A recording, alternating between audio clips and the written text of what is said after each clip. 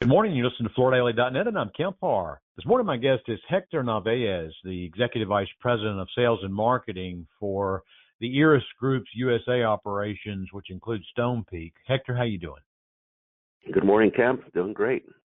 Yeah, I was just with you. Let's go run through that real quick. I saw you at Coverings in April, and then I saw you in June at Design Week in Chicago. Need to mention, you have a beautiful showroom that's just 6 blocks from the Mart North, not over at Fulton Market. And I got to see that firsthand, and it's around the corner from your offices. So I saw you there. And then just saw you yesterday when we were at the Flooring Sustainability Summit in D.C. Why don't we start with that? What are some of your key takeaways from that meeting? I got to say, I am not the authority on sustainability. So I am also trying to learn myself on behalf of Stone Peak, but this is the second year of this Flooring Sustainability Summit. Last year, I walked away, I think, more confused than when I walked in. But this second year, I really feel like and that's the purpose of the summit, but I really feel like the industry is starting to come together, trying to decide on common goals and common sustainability issues that are important to the specification community, for the building owners, and at the end, for us, manufacturers of flooring. There was a pretty intense 2 days. You were there. I would say that I do come out of this one feeling a little bit better that we're trying to come to some commonality on what is important, because there's a lot of important things in the big word, sustainability and green. But as manufacturers, we really need to be careful as to what truly we can, especially as a porcelain manufacturer, to understand what is really important, what really makes a difference, what are the specifying community and building owners embracing. And I came out with understanding that the specifying community is really coming together to understand and embrace the same issues. And then we can discuss that a little bit further in more detail. Yeah. So let me just give a lay of the land to the listeners. This event attracted around 200 people. The host, got to give him credit. I mean, Bill Greasy is not only the deputy director of the Tile Council of North America, but also the chairman of this event, second year running.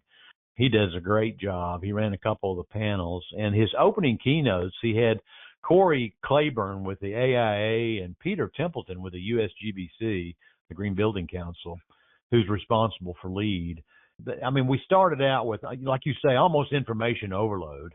It was held at the Mayflower, which was a hotel that was built in the mid-1800s.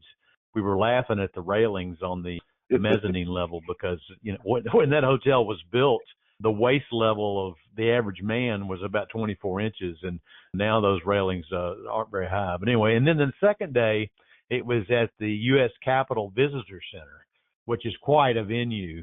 I mean, we had designers from Gensler, Smith Group, Perkins and Will, Canon Design, HOK. I'm sure I've missed a few. And then we had all of the certification bodies there represented. Pretty talented group of people talking to us, right? Absolutely. And then when you say designers of those major architectural firms, I mean, these are the head designers that are really setting policy within their companies. So this was also a great venue to give an award to Ray Anderson posthumously. Absolutely. I got to say, you did a fantastic job making the award and honoring his grandson. I don't know the other gentleman, but I think he's one of the executives at Interface. But that was amazing. That was very touching. And then Senator Haggerty, who's the U.S. Senator from Tennessee, came and spoke to the group briefly. And the day before, you had a more intimate meeting with him, right? Yes, absolutely. In fact, I've spent a few days and trips to D.C. in the last 12 months. And it's no secret that the Coalition of Tile Manufacturers have had a suit against the India unfair trade practices. And that has brought us to, very close to our congressmen and senators in D.C.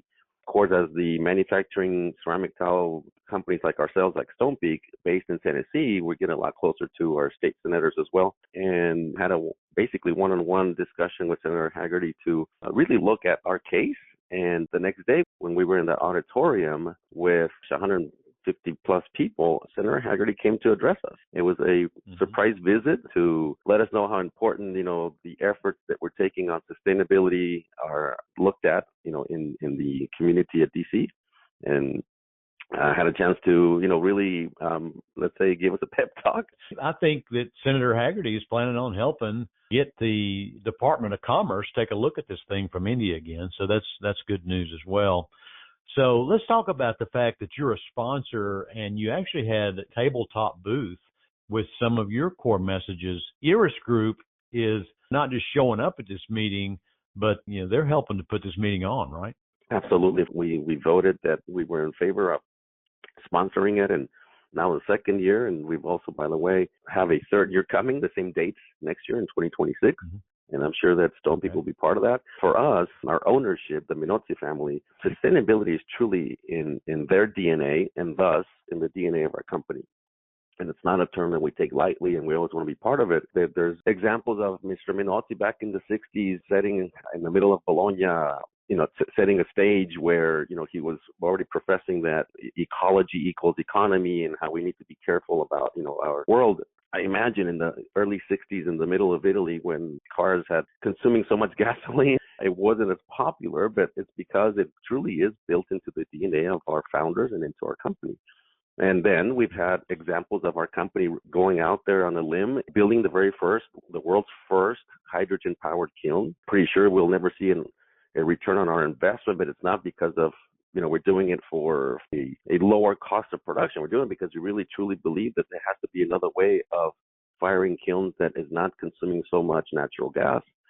And then we've also have introduced a sustainable way of installing tile that, one of the buzzwords around this summit was circularity. And for ceramic tile, that it's really intended to last 100 years, 75 years minimum. Building owners are trying to really get out of something, a retail shop in 7 years. Well, maybe, we have to find solutions. So, the Iris Ceramica Group, Stone Peak, we have a solution in this magnetic installation system called Attract, in which you can install it and, within X amount of time, you can really deconstruct it, take it up and reuse it. While it's really just taking off, we're, I think, a year and a half into this business.